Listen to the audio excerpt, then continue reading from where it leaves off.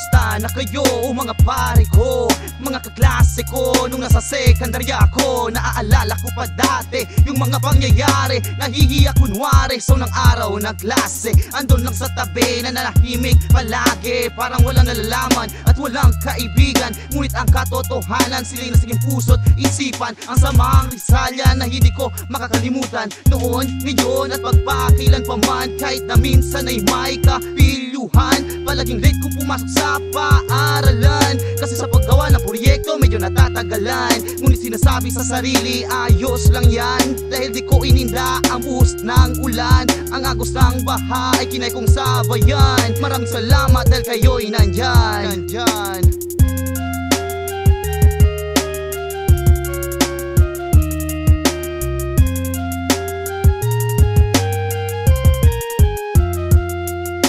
Estudyante ako, kung sa mag-aaral lagi kahos. Nagpapasalamat ako dahil ginabayan ako ng Diyos. Sa mga kaklase kong tinulungan akong lubos na harapin ang buhay at matinding unos. At patawarin nyo ako sa pagbahid ng paldos, sa pagsuway ng patakaran at pagkalahatang utos. Ang luha sa aking mga matay hanggang ngayon'y umaagos. Ang masaklap na pangyayari nyo'y kinamatay ko na halos. Araw-araw sumisigaw sa galit, ang bunga ay pagkabaos. Dili ko kayang talikuran ng kaibigan kong lubos, dahil sa pagkakamaling iyo'y binanata ng batikos. Pagkapalan ng mukha sa akin ay bumuhos, at tila na wala ang pangarap na makapagtapos. Ang pag-asa sa buhay ay munti ka nang maubos. At salamat kay ma'am na saking humira at maisaayos ang problemang pinasukan at tuluyan ng lumaos.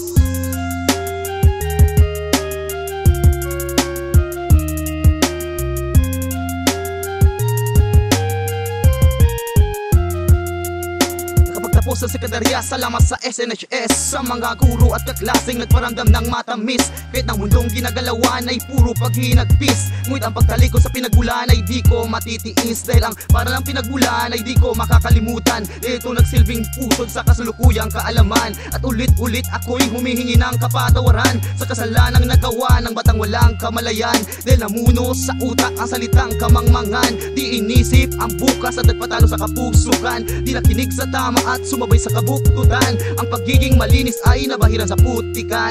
Ang busog na utak ay nagbisto lang walang laman. Ngunit sa sedenteng iyo'y ako'y mayroong natutunan, nagsilbing inspirasyon sa makabago kong laban. Maraming salamat sa mga guro at sa aking mga kaibigan.